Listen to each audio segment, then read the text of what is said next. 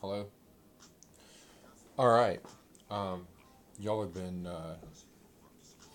This is gonna be a pretty brief one for real this time. I know the last one was about 42 minutes. Some of you hung in there. Some of you did not. Of course, I don't know that for sure. Either way, hopefully you're getting accustomed to the class. Hope y'all been doing well on your quizzes. I can see that. Um, that's good to see. And then you also have the discussion. You have access to the discussion now. Hopefully, you saw my note about how to get into that. Sorry about how those links ended up, but on that second one on the Genie video, you need to copy and paste it in the browser. Um, Again, um, as it goes with these videos, I've started putting them on YouTube. That way, everyone can access them. There won't be any problems there, and you don't have to download anything.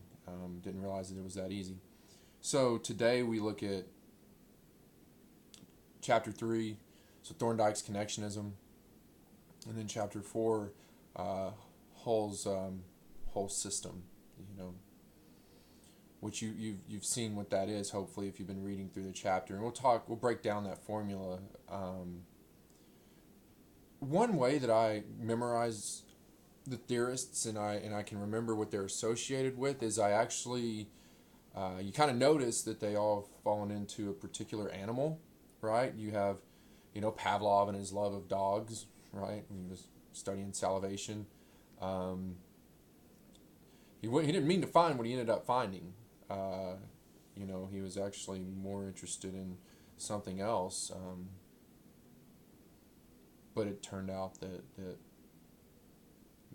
him trying to study saliva, the animals actually allowed, or the dogs allowed him to give us some of our first thoughts on classical conditioning. It's interesting. You'll notice some of our big names, they didn't really want to get into this at first. They just kind of fell into it. Freud, kind of the same way. Um, Pavlov, Watson. A lot of the times they didn't necessarily consider themselves psychologists. Just kind of fell into it. I'm glad they did. So you have Pavlov and his thing with dogs. Watson hung out with babies, right? You think about little baby Albert. So I'm saying this, and you have your association. So obviously, baby's not a dog; it's just a human animal, but it's not a dog. But either way, you have these associations, and then that should lead you to, oh yeah, and so Pavlov, dogs, saliva, classical conditioning, right? Hopefully I didn't do a video on that because I'm pretty sure you've been getting this, ad nauseum in your classes as it goes with classical conditioning. Um, I will talk about operant conditioning though whenever that chapter does come about. And I said that Hull was chapter 4, but he's actually within this chapter 2, chapter 3 as well with Thorndike. So you have Pavlov and the dogs, you have Watson and the babies, or baby Albert, right? I don't care what anyone says, it's still not confirmed the actual identity of baby Albert and what happened to him. And even textbooks will say, oh yeah, he died, at age 8 or 4. They'll throw out all these different things, and then some people say that he lived longer. If you really are into that and want to know the identity of baby Albert, there's some literature out there. There's basically two camps that think that they have found the identity of baby Albert. So you had Pavlov and the dogs, you have Watson and the babies. Guthrie, I associate horses just because of actually with the textbook using those examples, right, of the different ways that forgetting can occur, um, and how you have the different. Hopefully, you read that and you learned about that. We've moved on past that chapter, but there was a reference to horses, right, to breaking horses or tiring out horses. Um, so that's how I remember his theory. His one-shot learning is kind of what you'll kind of very, very simplistically associate with him. There's definitely more to it for sure, but I'm trying to give you ways to get the ball rolling, right? To activate this node and that node and this node and that node, which leads into connectionism a little bit. And semantic or symbolic networks and semantic networks, which we'll talk about way later. Um, so Pavlov dogs, Watson babies, Guthrie horses, Thorndike. Now we're getting into Thorndike cats, right? He had the whole puzzle box, and that's not to say they didn't mess with other things, but they're kind of, you're starting to see this, and then you think Thorndike cat, you think, oh yeah, the puzzle box, you think trial and error learning, right? And we'll talk about that here in just a second. And then when we get into Skinner, you'll see that he liked to do a lot of things with pigeons. In fact, he at one point had organized and designed a pigeon-guided missile. And we can talk about that later on if you would like. Okay, so getting into our lesson, quote unquote, for the day, that is looking at Thorndike and Hull. My first question that I'd want you to think about is, how do you like to learn? I give you some type of task, and I want you to learn. I want you to do something. I want you to perform this task. Do you just start going at it? Do you just start trying this and trying that, and if this works, then we move on to the next part or the next part. I think about it, if you've ever gone into one of these puzzle rooms that they have, these escape rooms that they have, it's almost like there's two ways to do it. You could go through and do the trial and error learning and try this or try that, try this combination, try this number. So it's kind of been my way to learn how to do most of the mechanical things that I know how to do. So we're talking about trial and error learning. We're talking about exactly that, right? Try something. If it works, great. And we'll talk about how that worked with the whole puzzle box. And if it doesn't work, then we move on to something else. Or do you like to sit and ponder? I give you a task and you think about it. You come up with a thought experiment even. But you're thinking about it as opposed to trying out all these different things, right? Interesting study, and we'll talk about Kohler when we get into Gestaltists, but just briefly, he had these chimpanzees, and he had intentionally placed a bunch of bananas, so a group of bananas, too high for them to reach, right? He had boxes, little crates around, he had poles around, and what he observed is they would sit there and they would jump and they would try to reach the bananas and they try to reach the bananas, but they couldn't reach the bananas because they're too high and they couldn't jump that high. And then he said they would just like kind of almost like sit. And you can find these clips actually on YouTube of this happening. And so what he observed is that they would just like sit there almost as if they were just kind of thinking about what to do next. And then it was like as if some stroke of insight, some brilliant, like the whole light bulb moment, right, that we talk about, that you see in the TVs and all of that, like the various shows, like the cartoons I remember as a kid, someone would have an idea and then the light bulb would pop up. Kind of the same thought, that all of a sudden they knew how to do it. All of a sudden they had come up with a solution, and so what do? Well, they figured if I stack these boxes one on top of the other, then I can jump up and grab the bananas, right? Or I can go and get this pole and use it, the stick, to use it and pull it down. So that would be an example of like insight learning. And then Thorndike didn't believe that that non-human animals had human-like capacities like thought and reason, right? Of course, he said, he was like, people, they keep wanting to find intelligence in these non-human animals, but all they are just mechanistic, like try this, do that there's not any kind of thought, there's not any kind of reason. And so he had his controlled experiments where he was trying to kind of support the notion that no, non-human animals do not have thought and reason. Again, back to Kohler, observing the chimpanzees, a non-human animal, feeling like they did actually have some type of intelligence, some type of stroke of insight. So how did Thorndike do this? So he put cats in these puzzle boxes. And he essentially had it to where they were in a deprived state, which is something that's necessary when you start looking at conditioning. And this is kind of the beginnings of some positive reinforcement. I don't want to throw those words out just yet, really till we get to Skinner and give him his due. But Thorndike placed what would be a reward to a cat, I believe it was dead fish, outside the puzzle box so that they would want to get out of the puzzle box. And so what he observed is that they would just sit there and they would go about doing things within their normal behavioral repertoire. So what they had three things that they had to do in order to get out of the puzzle box. Some of you know what those are. Where they had to basically they had to unlock a door, so they had to they had to pull a string, right, to release one of the door locks. They had to step on a lever to release the second one, and they had to flick the door latch. So that's three things, not necessarily in a cat's behavioral repertoire, right?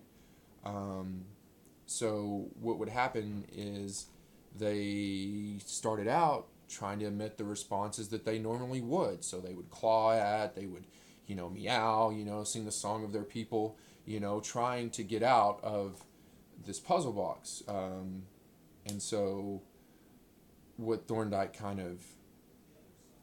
eventually what happened is the cat stumbled upon what would be what needed to happen to get out of the puzzle box. So it was, and that this connection was formed, right? So they would try all the things that would work in the past, and there's a graph on how much it changed from whenever they hadn't had exposure to it. What on average the cats would take about 3 minutes to escape the first time, but always almost less than a minute after that first successful attempt. So those are kind of the numbers if you're wondering. So no, they weren't like in these puzzle boxes for hours and hours. Those of you that are very, into cats, that's your deal. If that's your, if you like cats, me not so much. But either way, what he was showing is trial and error learning. What he was showing is that there's not this stroke of insight that happens. It's just an organism tries a number of responses until they get to a satisfying state of affairs. You've probably learned about that before. You probably learned the Premack principle, right? Yeah. You've heard that before. Maybe not. Now you have. But basically what it is I'm going to do whatever I need to do that leads, most effectively, most quickly to the most satisfying state of affairs. Now that's a layperson's way of defining it for you, but maybe that helps. And so when we're talking about trial and error learning, he felt like he could conclude from this that there's really not any higher order learning or reasoning that's being demonstrated by these cats, right? They're just trying things out until they eventually get to the satisfying state of affairs that they want to get to.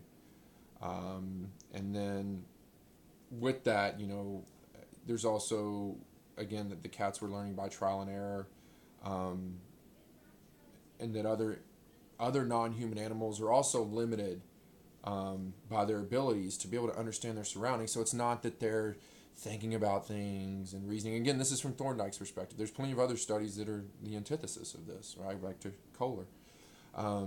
But either way, that Thorndike felt he could conclude based on these studies that through trial and error learning, no higher order learning or reasoning, that cats are learning through trial and error, and that the other non-human animals are limited by their abilities to understand their surroundings, and that also, and this is interesting, especially when you start getting into modeling and social cognitive theory,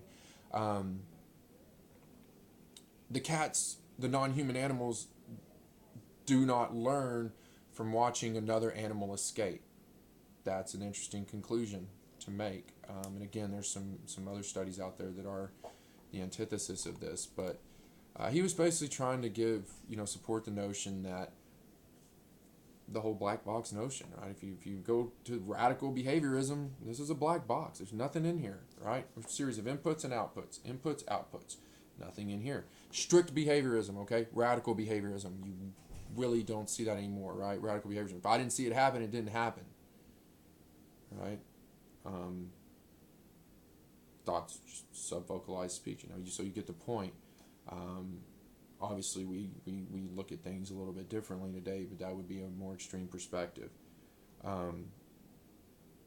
So what this brought into question, because essentially he said, so there's a stamping in that occurs once an organism emits a response that gets them to the satisfying state of affairs, and that is stamped in, and they remember. And you've had plenty of examples probably in your life where certain things were, immediately stamped in, right? And whenever we start looking at things like, what it is that's going on neurologically in the brain, you'll see, we'll talk about that, as it goes with neurons wiring together is one simple way to put it. So he was trying to kind of ask the question, so is this reinforcement or is this contiguity? And so basically, behaviors are going to rely on two. He wasn't trying to differentiate necessarily. He was trying to say behaviors are going to rely on, basically, as it goes with learning, contiguity or reinforcement. Contiguity is an association, right? Think about it, things are contiguous, right? They're associated with each other. Just remember it that way. It doesn't have to be a $10 word. Contiguity, again, contiguous. I know you're using the word in the definition. I get it. Connected. It has the word CON in it, right? Connected. Association formed between stimuli. Because they occur simultaneously or almost simultaneously, right? When you look at trace pairing as the most effective way of conditioning, right, where the unconditioned stimulus would be activated before and also during. The conditioned, right? The conditioned stimulus would be activated before and then during, the unconditioned one, so that association was built, right?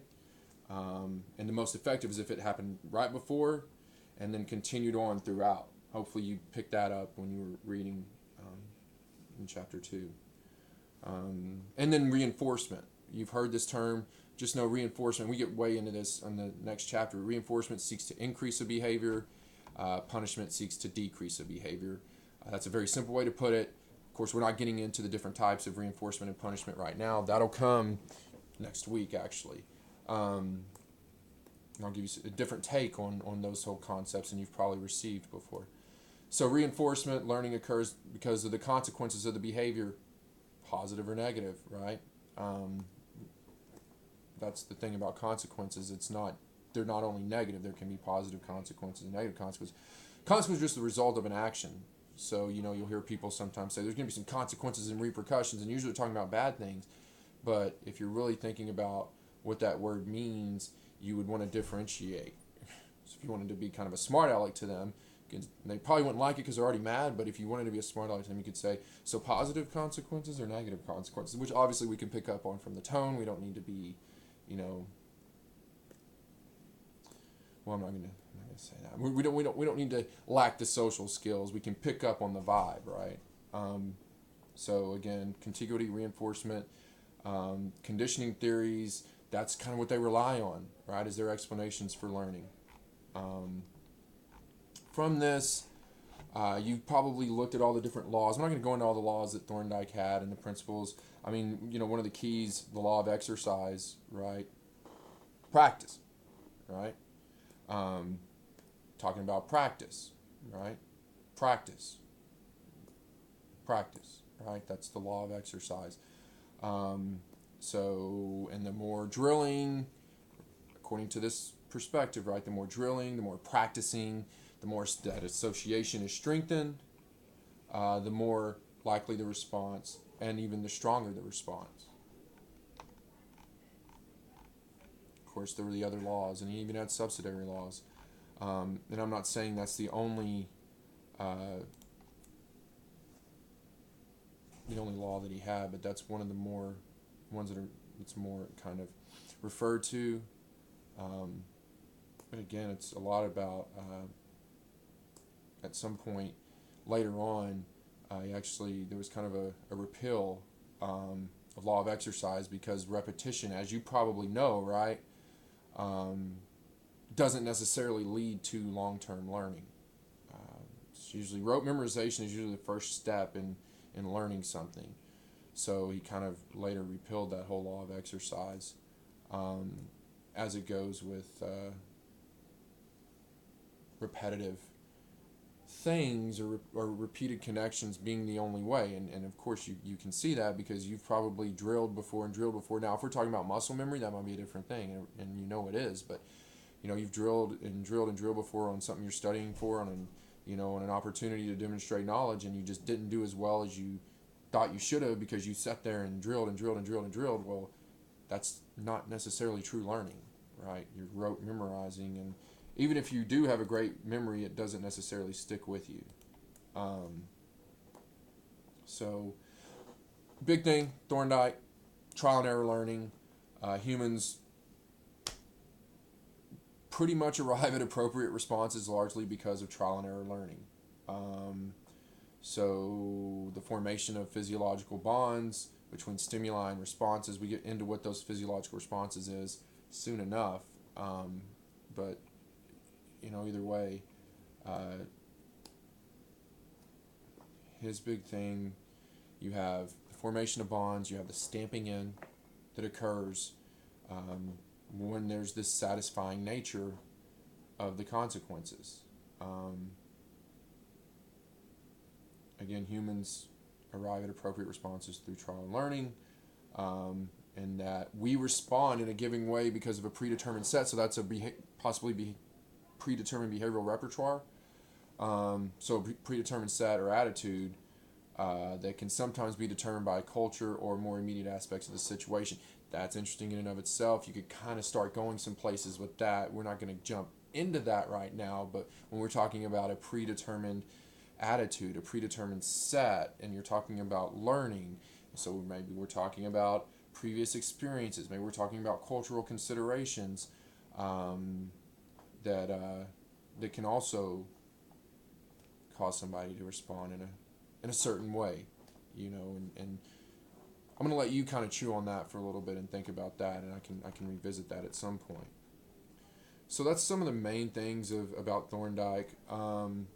He definitely had some significant contributions to some of the psychological principles, especially in teaching. And again, I'm just giving you a brief summary.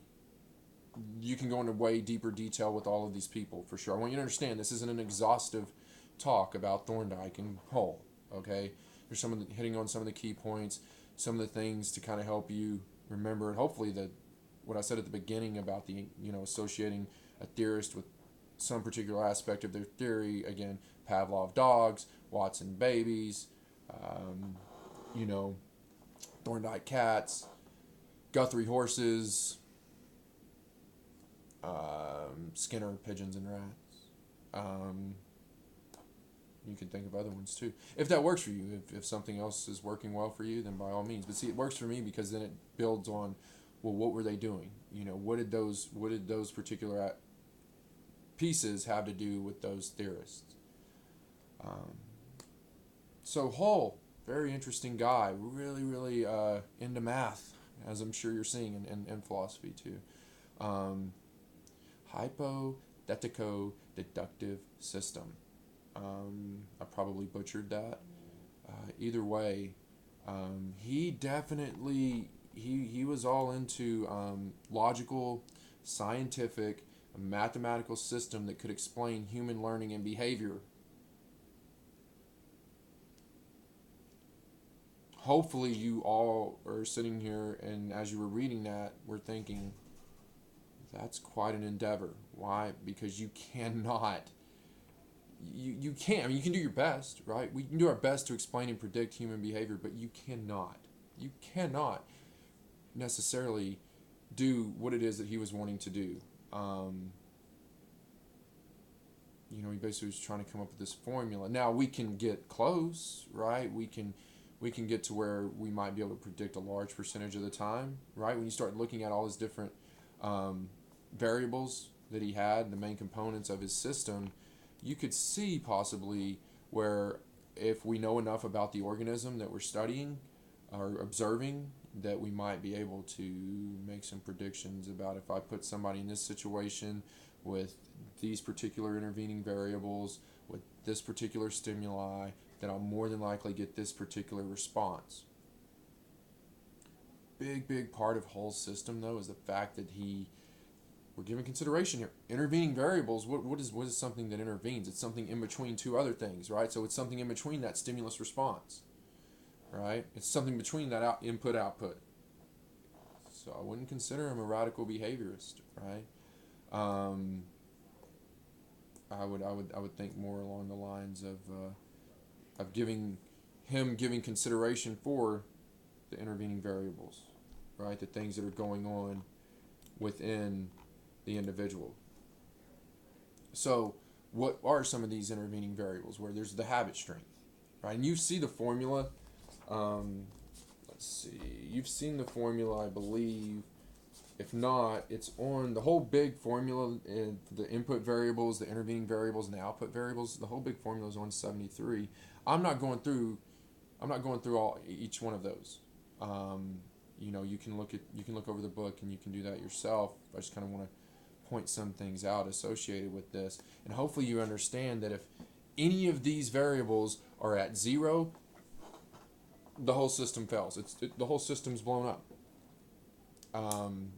Because you see that in his formula there is math, right? And there's multiplication. Well, and what happens when you multiply something by zero? It's zero. So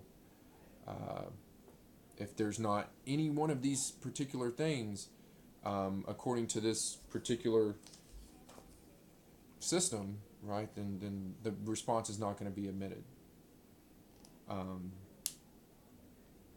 And what he suggested was there was a reaction potential. So there's a potential for this to occur if, and you'll look at some of the laws of behaviorism. There's a term called, there's the word DISC, right? Deprivation, immediacy, size, consistency. Those four things must be considered when you're trying to, and I'll talk about that in operant condition, but whenever you're trying to modify a behavior or reinforce a behavior or change a behavior, make somebody do something that you want them to do. So the habit strength, that's the strength of the bond between the stimulus and response. So, how has this individual been exposed to this stimulus before? Have they emitted the response before? The drive, right? Is the drive there for them to engage in this particular behavior? Or emit this particular response. When I say engage this behavior, emit this particular response. Is the stimulus intense enough? So again, that goes into size, right? All of these things they got kind of summed up whenever you look at the word DISC. Incentive motivation. So is the individual incentivized to do it? So in other words, I might have practice. I might have the habit strength, right? The drive might even be there. The stimulus might be intense enough, but if I have no incentive, according to this, right, that could blow the whole thing up, right? Where's the incentive motivation? In other words, why do I need to do this? Why do I need to engage in this? Side note, he used the letter K for incentive motivation, which you're like, that's nowhere near. That is incentive motivation. You have the letter K in it. You're right. It was actually for one of his prized pupils. He basically named it after him, Kenneth Spence, because he felt he had a lot of incentive motivation. And then you have reaction potential. So that's the probability the stimulus would lead to a response, right? So all of these things interacting with each other within the intervening pieces, and if everything is in line properly, then you might have a good chance of a response being emitted. As we're talking about with reaction potential.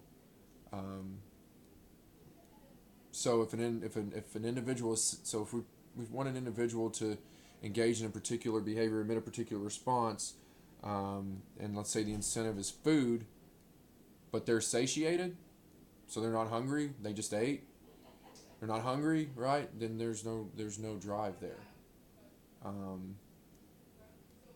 So there's multiple examples that you can see where these input variables with these intervening variables and these output variables all interacting. The input variables are supposed to be the predictors, right?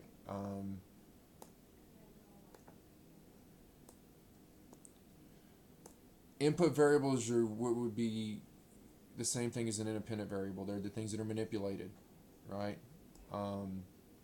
So think about input, think about independent, think about independent. I begins with the letter I. I manipulate, and that's exactly what you do with the independent variable.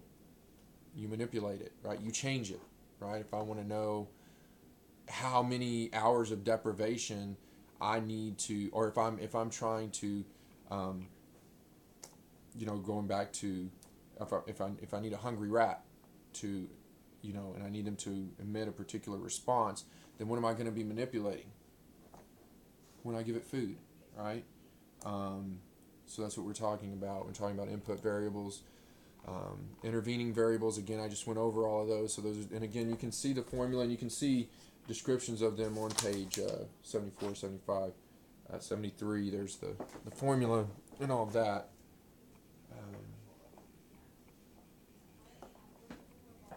It was a very going back to the output variables. So the predicted, right? The predicted is the response latency, the response amplitude, and the reaction threshold. So think about response latency. Well, what is that? What is going to be the time lapse between the stimulus and response, and how much does there need to be to get the individual to emit that response? Response amplitude. How strong is that response going to be, right?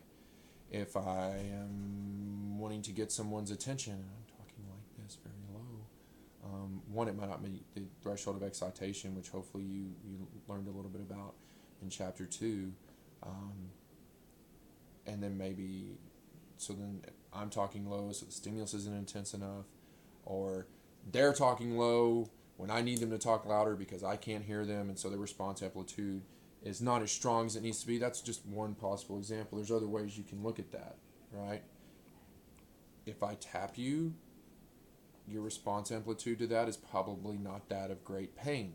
But if I hit you or hit myself hard enough, right, then the response amplitude is probably going to be a little bit stronger.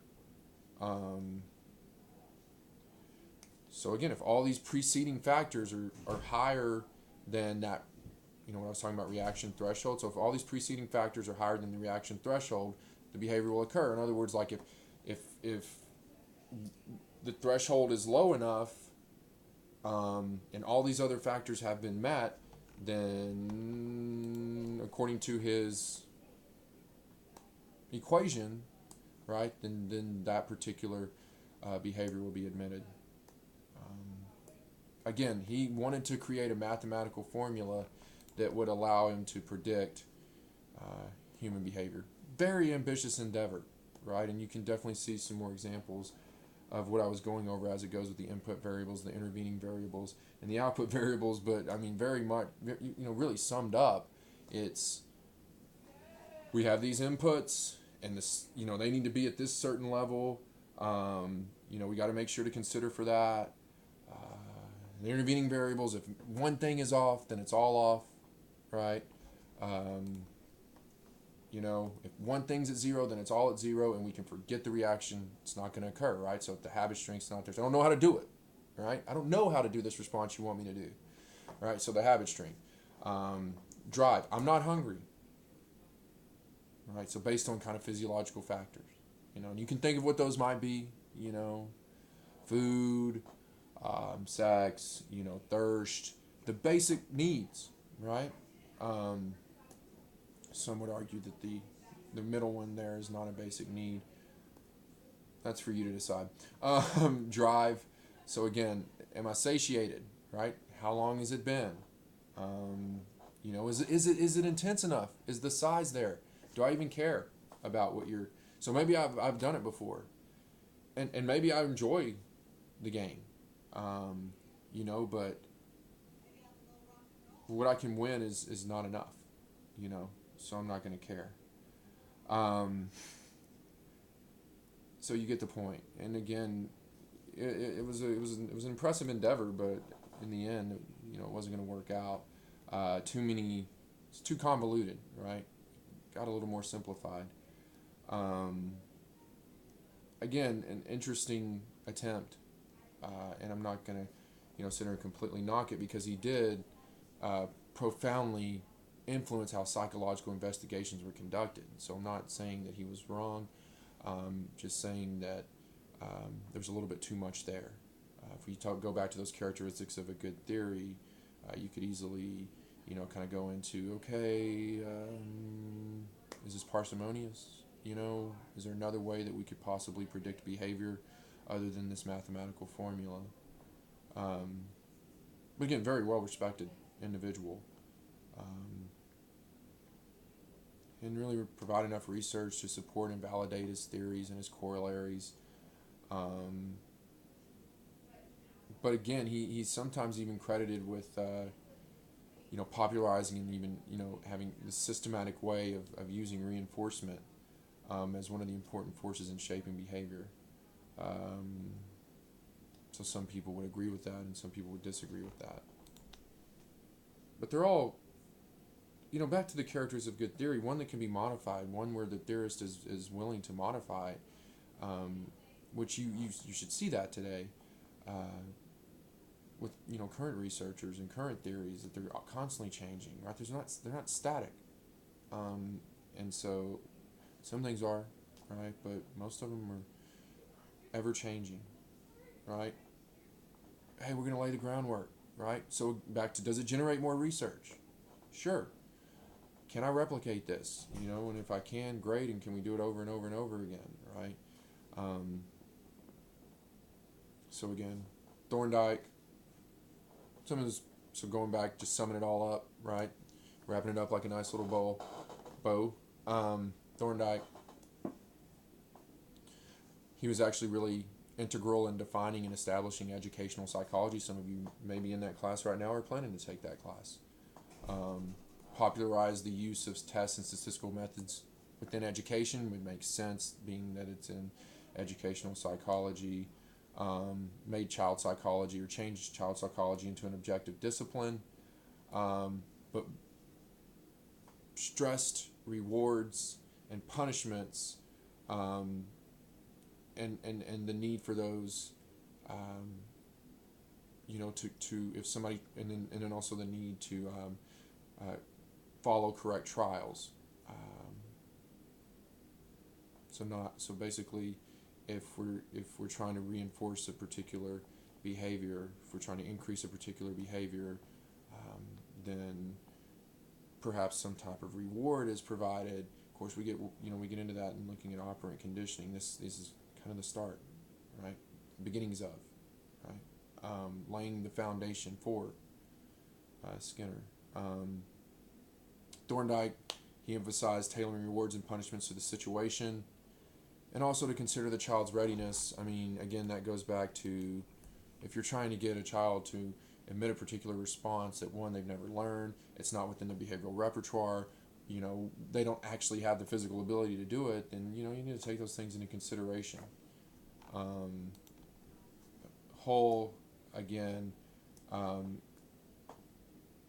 of them, they conducted many experiments on learning, but they were drawing attention to the consequences of behavior, and how of behavior's effects, and how those things are profoundly affected. They profoundly affect the practices in the schools. So for better or worse, some people like what they did, some people do not, depending on what camp you kind of fall into, as it goes with modifying behavior, or having what you would consider to be your pupils or students, if you were a teacher, what you would consider to be correct behavior. And again, Hull largely credited with popularizing. Sometimes people don't get the credit that should get the credit, because they're not the ones that brought attention to it. Maybe they weren't provocative enough, or whatever it may be. We've seen that throughout history. So Hull was the one that is credited with popularizing the notion that reinforcement is essentially involved in learning. Okay, so talked about Thorndike and Hull. Hopefully, you got a brief overview of their theories, kind of where they went with their ideas and how it's, hopefully the ball was or the wheels started turning in your heads of, okay, this is starting to look a whole lot of something I've heard about before with as it goes with positive reinforcement and negative reinforcement, or positive punishment or negative punishment. And those are the fun things that we talk about whenever we get into operant conditioning.